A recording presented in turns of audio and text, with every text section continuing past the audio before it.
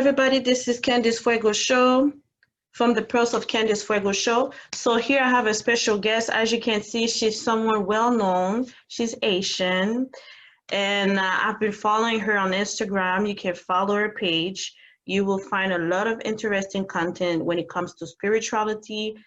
She also selling like some nice object that could be that could symbolize certain things when it comes to spiritual backgrounds related to your soul, your spirit, your family, yourself.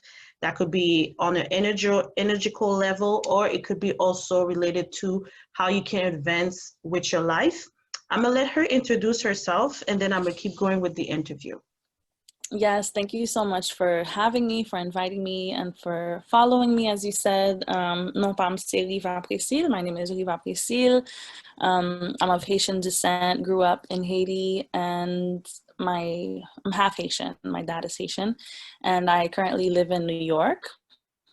But I'm a singer, I'm a dancer, I'm a jeweler, I'm a writer. I also create altar art, so like art for your altar space or spiritual tools. But everything that I do is essentially centered around Haitian culture or Haitian spirituality. Everything that I produce basically circles back to my roots and to my heritage. So I just try to share that with people and just live in my truth as best as I can, and hope to inspire and educate others through the work that I produce. Merci ça. So let's talk about certain songs that are true, that inspired me, and also that I took the time to listen to each of the lyrics that you had chosen, and the details also. If you go on YouTube on her page, you will see certain videos, and she really expressing through her words what it truly means. And there's a song here that it's called Batala. What Batala means, by the way? So Ogu Batala is one of the various manifestations of the Loi Ogu. So Ogu is a family of spirits, and they're hot spirits, they're fire spirits, they're the Petro spirits, which is what their category is called. And they carry different names. So Ogu Balenjo, Ogu Batala, Ogufe, Ogufirai. So Ogu Batala is just a specific name for one of the fiercer Batala warriors. So he is the spirit that is summoned upon for war or for protection. He has a lot to do with our revolution. Again, he's fiery, he's hot. He has to do with metal, protection, needs help, needs a fighter. Ogu Batala is. And in the video for that song, I'm using a machete. Because that's one of his, so he uses fire, he uses rum, and he always has with him his armor, which is a machete. So I'm going to play a little bit of your song, just a little bit, for people to understand what it is.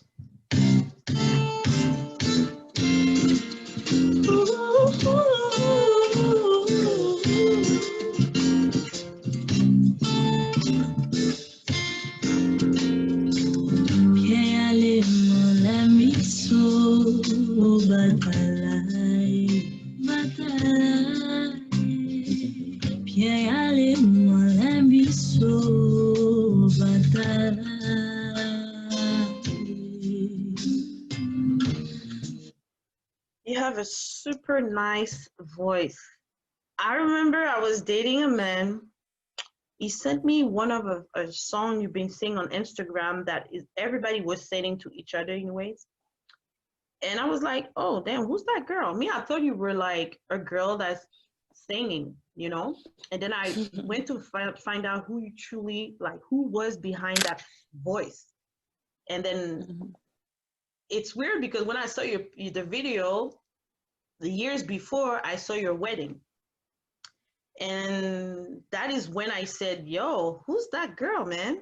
And then when it comes to your wedding, if we can go straight up to that subject, what came to your mind to do that wedding? Because I won't lie to you, I live in Montreal, and I was sitting with some girls, we were eating and all that before going out, and we saw that video that was everywhere on social media, and we were like, yo, she's gangster, man. She's doing her wedding like that. Like, there's some men that would be, they'd be scared to date you or be with you. And your man being with you, that means you're truly honest with who you are, how you work. So can you talk about your wedding in general? What inspired you to do it that way? Why you did it that way? And how you met your husband? Yeah, yeah, it's important to acknowledge his contribution in it because, you know, had I married someone else, maybe it wouldn't have been that kind of wedding, most likely. Right? So it's a combination of our two spirits and our ways of living. Because when I met him, it was in 2013, and I hadn't created the album yet in mind. J'avais comme le plan, mais I didn't find anyone who was who understood my vision exactly and who could produce it. And met him. He's a musician also, and he was in New York, and he invited me to sit in on a gig of his. And when I joined him, it just everything clicked and flowed so organically, so naturally. It felt like nous parle le même langage, and we spoke the same language, musically, spiritually. We understood each other very clearly, and I felt like he saw me. And the first year we were together in 2013, he had a Guédé event that I performed at. And so every year we did a Guédé party, or like a fête Guédé. And that's when we became official, was at our fête Guédé. So le 16 November 2013, we became like officially, you know, boyfriend, girlfriend. So we kept that date, and we always tried to do it around that time. It wasn't always on that exact date, but around November. And so when we were getting married, I just suggested the idea. I said, what if we don't change our anniversary date and we keep the anniversary the same for the wedding and for our, you know, our usual anniversary? But then what if we did like a fête Guédé theme? What do you think? You know, it was sort of just an idea, comme si qui dit.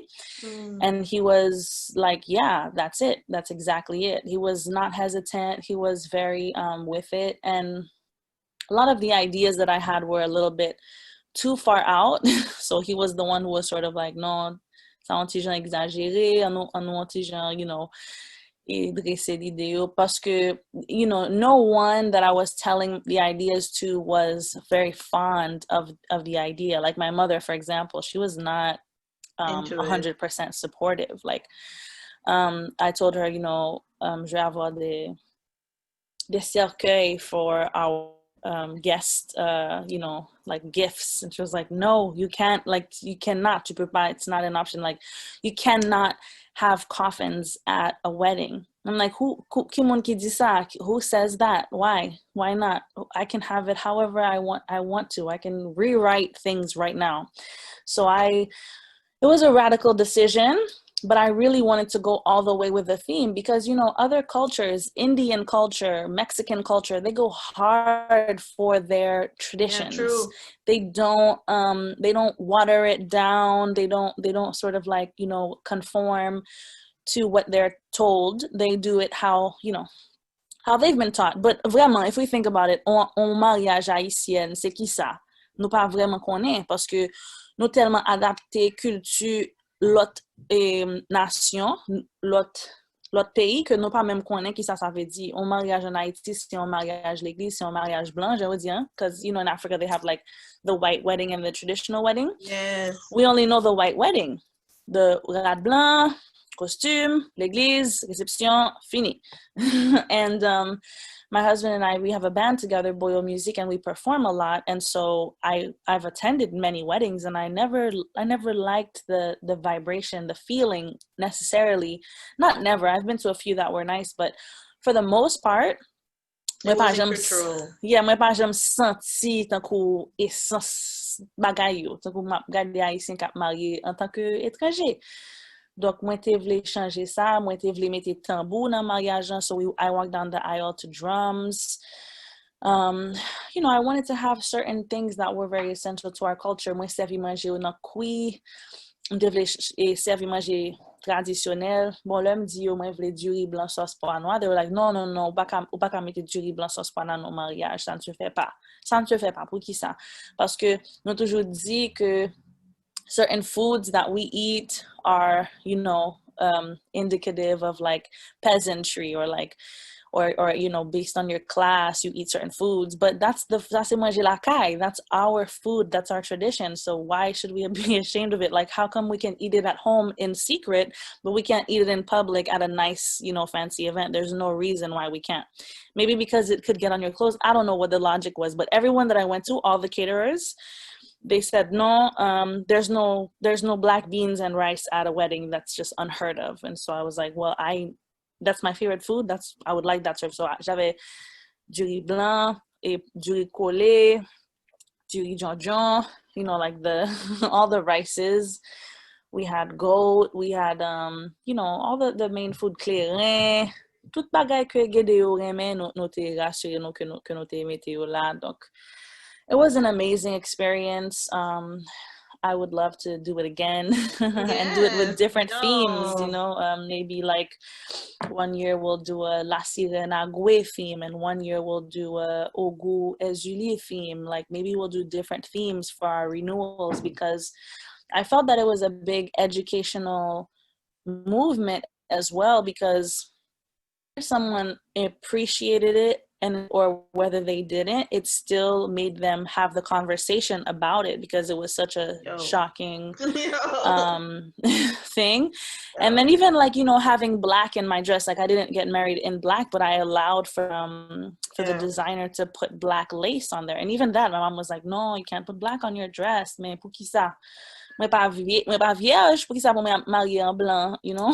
So I just felt like I wanted to do things the way that I saw fit and the way that it made sense to me. So my husband was super supportive. He loved the idea. I definitely designed all the details and went through all of the logistics, but he was there the whole way to sort of like, you know, support me and encourage my ideas because they were definitely outside of the box. But I felt like it was for the culture, and I'm happy that we did it the way that we wanted to, and we enjoyed ourselves. So you had a guest that we noticed that was there, Usher Raymond. Can you tell us the relation you have with Usher to be present at your wedding? Is it family related, a good friend? Was it comment on nous dit ça, parrain en mariage là?